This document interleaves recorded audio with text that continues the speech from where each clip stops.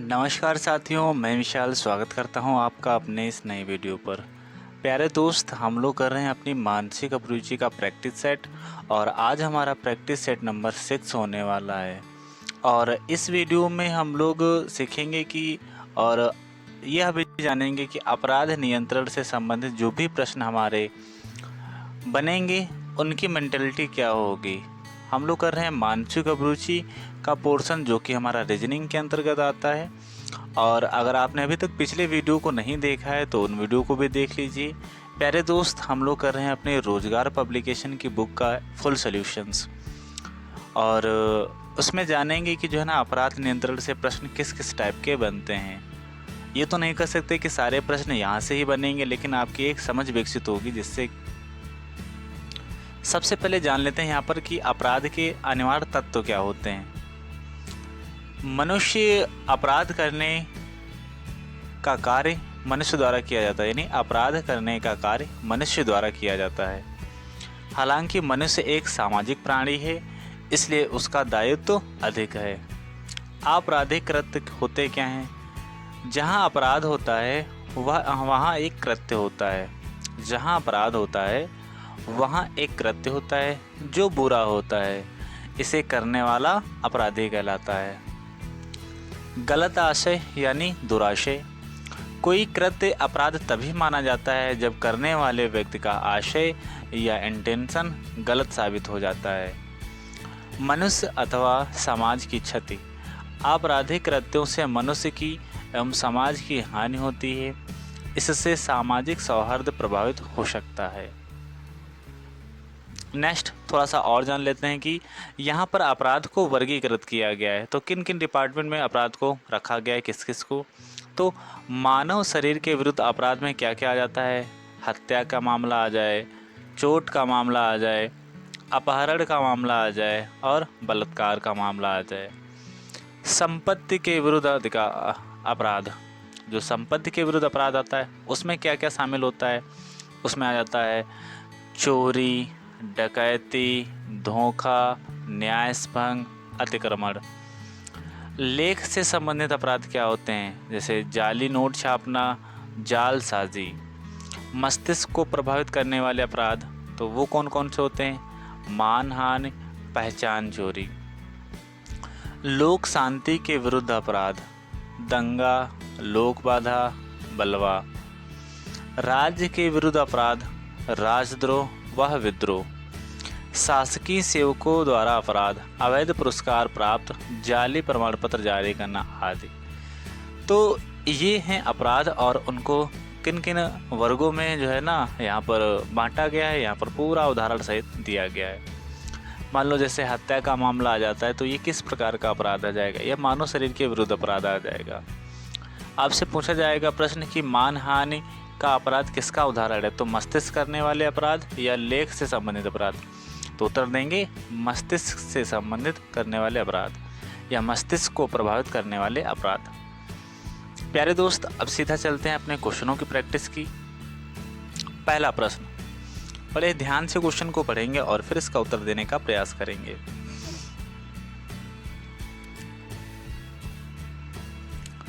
प्यारे दोस्त, क्वेश्चन पहला हमारे सामने है।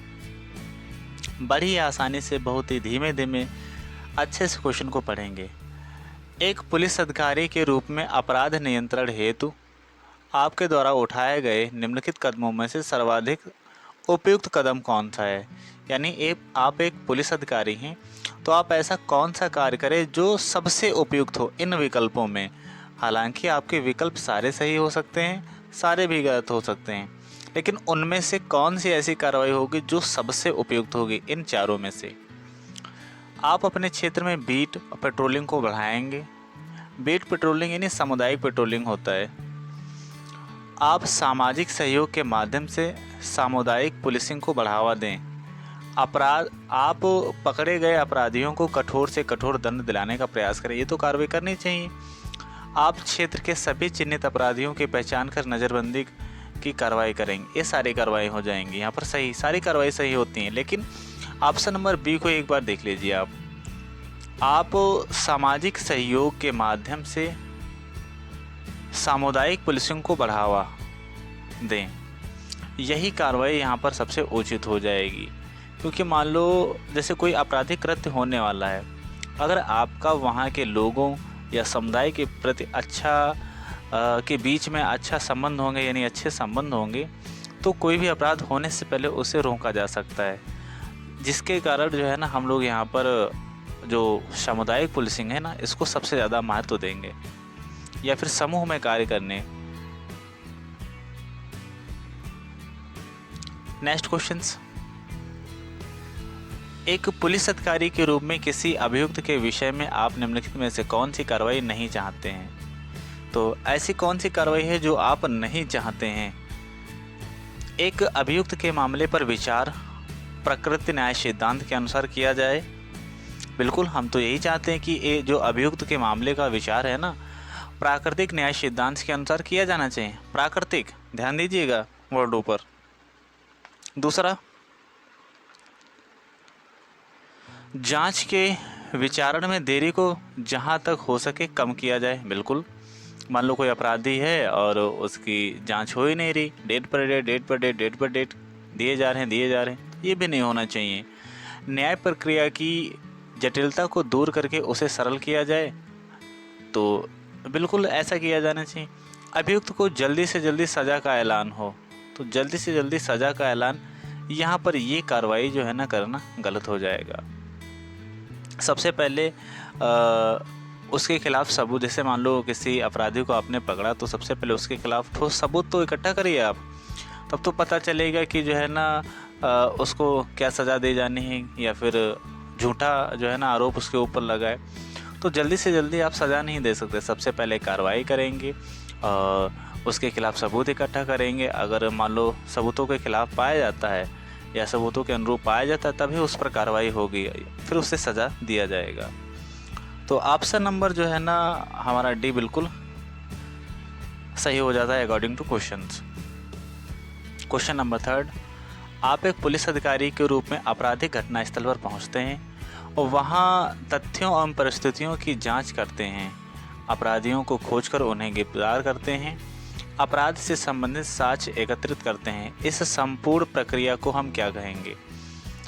बता रहे हैं कि एक आपराधिक घटना स्थल, मान लो कहीं पर आपराधिक घटना घट गई, आप वहां पर पहुंचे, आप परिस्थितियों की जांच करने लगे और अपराधी कौन कौन है उनको खोजकर गिरफ्तार करते हैं और संबंधित साक्ष्य एकत्रित करते हैं।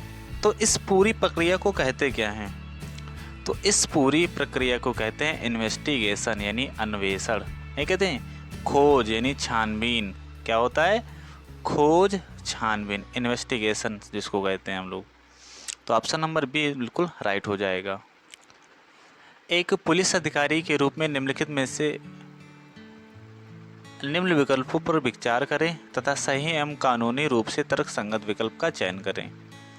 सबसे पहले क्या करना है, हमको सभी विकल्पों को बड़े ध्यान से पढ़ना है, फिर पता लगाना है कि कौन सी कार्रवाई जो है ना सही होगी, कौन सी नहीं होगी। आपके क्षेत्र में घटित आशंकीय प्रवृत्ति के अपराध के एक मामले में आप दोषियों को बिना वारंट के गिरफ्तार नहीं कर सकते। तो जब तक आपके खिलाफ वारंट नहीं होगा किसी के खिलाफ, आप तब तक उसको गिरफ्तार नहीं कर सकते। यही कार्रवाई बिल्कुल जो है ना न्याय संगत व तर्क संगत मानी जाएगी। मान लो किसी को आप जो है ना उसके खिलाफ ठोस सबूत भी नहीं है और आप फालतू में उसको गिरफ्तार कर लें, बाद में जो है ना वो निर्दोष पाया जाए, तो उसके खिलाफ वारंट होना बहुत ज़रूरी है। आप अपने क्षेत्र में घटित संज्ञेय मामले की जांच बिना जांच के जो है ना न्यायालय में कैसे प्रयोग कर सकते हैं, या फिर न्यायालय के आदेश के प्रारंभ नहीं कर पा सकते। असंज्ञेय अपराध के विषय में कार्यवाही हो तो परिवादी, ये भी गलत हो जाएगा। तो ऑप्शन नंबर जो है ना ए हमारा बिल्कुल राइट हो जाता है। क्वेश्चन नंबर 5, एक पुलिस अधिकारी के रूप में आप समन मामले एवं वारंट मामले के विषय में दिए गए विकल्पों में से सही पाते हैं। आप एक पुलिस अधिकारी के रूप में हैं और आप समन मामले एवं वारंट मामले में के विषय में दिए गए विकल्पों में से सही पाते हैं। कौन सा कार्रवाई सही होगी इसमें? क्वेश्चन नंबर हमारा 5 है, देखते हैं। समन मामले में अधिकतम 4 वर्ष तक के, जबकि वारंट मामले में 10 वर्ष के कारावास के दंड के प्रावधान है। यानी जो समन मामले हैं उसमें बताया गया कि अधिकतम 4 वर्ष तक जो है ना आपको कारावास मिलेगा, और जो वारंट मामले हैं उसमें 10 साल तक। क्या ऐसा है? आगे विकल्प को पढ़ते हैं। समन मामले में अभियुक्त को अभियोजन पक्ष के यानी साथियों यानी गवाहों से प्रति परीक्षा करने का एक अवसर मिलता है, जबकि वारंट मामले में 2 अवसर आरोप पूर्व और आरोप पूर्व एवं दूसरा आरोप के बाद मिलते हैं। यही हो जाएगा। यानी समन मामले क्या होते हैं कि समन मामले में अभियुक्त को अभियोजन पक्ष यानी साक्षियों से प्रति परीक्षा के दौरान एक अवसर मिलता है, जबकि जो है ना कौन सा मामला यहाँ पर दिया गया? वारंट मामले में एक तो आपको जो है ना अवसर आरोप के पूर्व और दूसरा अवसर के आरोप के बाद में मिलता है। तो यही हो जाता है इन दोनों में अंतर, जबकि ऑप्शन नंबर बी बिल्कुल राइट हो जाता है। बाकी सारी कार्रवाई हमारी गलत हो जाएंगी। एक वरिष्ठ पुलिस अधिकारी के रूप में अपराध की विशेषताओं में वह कौन सी सर्वप्रमुख विशेषता आप चिन्हित करेंगे जिसकी अनुपस्थिति में कोई कृत्य अपराध बन ही नहीं पाएगा? ऐसा कौन सा सर्वप्रमुख विशेषता आप चिन्हित करेंगे जिससे कि या जिसकी अनुपस्थिति में कोई कृत्य अपराध बन ही नहीं पाएगा? ऐसा कौन सा कार्य होगा जिससे जो है ना अपराध ऐसे कार्य को अपराध बनने से रोका जाएगा? क्वेश्चन नंबर है 6 हमारा, और क्या होगा इसका सही आंसर? किसी कृत्य में यदि दुराशय शामिल हो और दुराशय तथा व्यवहार में युक्त रिश्ता पाया जाए तो ऐसा कृत्य अपराध बन जाता है। बिल्कुल सही बात बताई गई यहाँ पर कि यदि कोई कार्य है, यदि दुराशय उसमें शामिल हो तो दुराशय तथा व्यवहार में युक्त का रिश्ता पाया जाता है, और वह फिर क्या होता है? कृत्य अपराध बन जाता है। तो क्वेश्चन नंबर 6 का विकल्प नंबर ए बिल्कुल राइट ऑप्शन हो जाता है। बाकी सारे विकल्प हमारे गलत हो जाते हैं। क्वेश्चन नंबर 7, आप एक बहुधर्मी शहर के पुलिस अधिकारी हैं। आप क्या हैं? एक ऐसा शहर है जहाँ पर बहुत से धर्म के लोग रहते हैं। आपके शहर में अचानक बलवा शुरू हो जाता है। इस प्रकार के अपराध के लिए दी गई अपराध श्रेणियों में कौन सी श्रेणी के अंतर्गत आप इसे रखेंगे? हम लोगों ने शुरुआत में ही पढ़ा था कि जो बलवा है ना वह किसके अंतर्गत आ जाता है। शुरुआत में पढ़ा था, देख लेते हैं एक बार में कि जो अपराध की है ना यहाँ पर, तो देखेंगे आप कि यहाँ पर दिया गया एक हत्या, चोट, अपहरण, यहाँ पर डकैती, न्याय संबंध, छापना, दंगा, बलवा। दंगा, लोक बाधा व बलवा किसके अंतर्गत रखा गया है? लोक शांति के विरुद्ध अपराध। तो कौन सा अपराध हो जाएगा हमारा? बताइए भाई, कौन सा अपराध हो जाएगा? लोक शांति के विरुद्ध अपराध। तो ऐसा अपराध बलवा का जो है ना जिसमें प्रयोग किया जाता है तो वह लोक शांति के विरुद्ध अपराध माना जाता है। तो विकल्प नंबर डी बिल्कुल राइट हो जाएगा। भारतीय दंड व्यवस्था की उत्पत्ति एवं विकास के संदर्भ में गलत कथन का चयन करिए। ब्रिटिश सरकार द्वारा वर्ष 1773 में पारित रेगुलेटिंग एक्ट द्वारा देश में सर्वप्रथम कलकत्ता में सर्वोच्च न्यायालय की स्थापना की गई। बिल्कुल सही बात बता रहा है कि 1773 के रेगुलेटिंग एक्ट का 1774 में देश का सर्वप्रथम न्यायालय बना। कहाँ बना? कलकत्ता में स्थापना की गई थी। बिल्कुल सही बात है। और नेक्स्ट ऑप्शंस कि वर्ष 1781 में देश के विभिन्न प्रांतों के लिए प्रांतीय न्यायालय की स्थापना की गई। आगे पढ़ेंगे कि वर्ष 1975 में गठित केंद्रीय विधि आयोग की स्थापना का उद्देश्य देश में कानूनों के ऊपर सुझाव देना था। या फिर ऑप्शन नंबर डी जो कि हमारा दिया गया है कि दंड प्रक्रिया संहिता 1973 की सर्वप्रमुख विशेषता के रूप में न्यायपालिका है ना उसको कार्यपालिका से मुक्त कर दिया गया। बिल्कुल, न्यायपालिका को कार्यपालिका से मुक्त कर दिया गया। और वर्ष 1781 में देश के विभिन्न प्रांतों के लिए प्रांतीय न्यायालयों की स्थापना की गई। यहाँ पर बताया गया कि 1975 में गठित केंद्रीय विधि आयोग की स्थापना का उद्देश्य देश के कानूनों के ऊपर सुझाव देना था। ये गलत हो जाएगी कार्रवाई हमारे यहाँ पर कथन जो दिया गया है। क्वेश्चन नंबर 8 का कथन नंबर सी बिल्कुल गलत है, बाकी सारे सही हैं। अपराध नियंत्रण के लिए एक सशक्त और प्रभावी तरीके के रूप में सामुदायिक पुलिसिंग को बढ़ावा दिया जा रहा है। निम्नलिखित विशेषताओं में से कौन सी विशेषता सामुदायिक पुलिसिंग की नहीं है? तो ऐसी कौन सी विशेषता है जो सामुदायिक पुलिसिंग की नहीं है? इसमें अधिकाधिक नागरिकों की भागीदारी सुनिश्चित करने का प्रयास किए जाते हैं। तो सामुदायिक पुलिसिंग का अर्थ ही यही होता है कि उसमें अधिक से अधिक जो नागरिकों की भागीदारी सुनिश्चित की जाए। इसके अंतर्गत पुलिस द्वारा नागरिकों के विभिन्न जागरूक कार्यक्रमों का आयोजन भी किया जाता है। बिल्कुल किया जाता है कि सामुदायिक पुलिसिंग के अंतर्गत इसके अंतर्गत बीट पेट्रोलिंग का बीट पेट्रोलिंग को अत्यधिक महत्व नहीं दिया जाता है। बीट पेट्रोलिंग होती क्या? मान लो एक एरिया चुन लिया गया, निश्चित एरिया चुन लिया गया। अब पुलिस क्या करेगी? वहाँ पर हमेशा आते जाते रहेगी, गश्त लगाया करेगी। उसे कहते हैं बीट पेट्रोलिंग। यानी किसी स्थान विशेष को चिन्हित कर वहाँ पर जो है ना पुलिस पेट्रोलिंग करती है, उसे कहते हैं बीट पेट्रोलिंग। पुलिस एवं समुदायों के मध्य सामंजस्य द्वारा कई बार अपराधियों को अपराध पूर्व ही चिन्हित कर पकड़ा जा सकता है। बिल्कुल ये सारी कार्रवाई हो जाएंगी, लेकिन यहाँ पर हमसे पूछा गया था कि नहीं है, तो ऑप्शन नंबर सी अपन इस क्वेश्चन के अकॉर्डिंग सही हो जाता है। नेक्स्ट क्वेश्चन नंबर 10 हम लोग बात करेंगे।